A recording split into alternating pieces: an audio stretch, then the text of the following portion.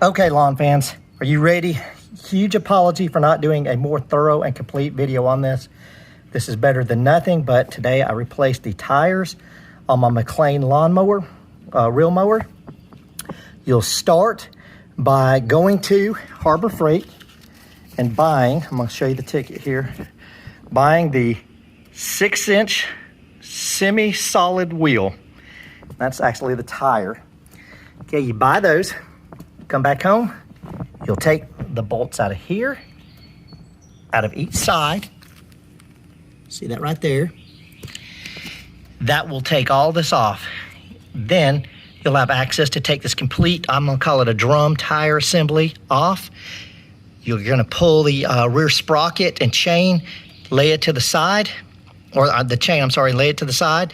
Then the sprocket has got 3 bolts on it that run the entire length of this rear tire assembly, this drum. So you'll take those screws out, then there'll be a drum that all of this is attached to. And by drum, it's a circular cylinder that goes all the way down through here, okay? You'll wiggle all 5 of these tires off. You'll slide the new ones on. You'll come back over. You'll align those long screws up, tighten them. Then you've got this axle, I guess what you want to call it, down the middle. You'll slide that back in. You'll align the arms back up with each one of these brackets on either side. Okay. Then once you have that aligned up, then you'll align these 2 bolts up. Don't tighten anything down yet. You'll make sure that you have a clearance when you lift the wheels up like that.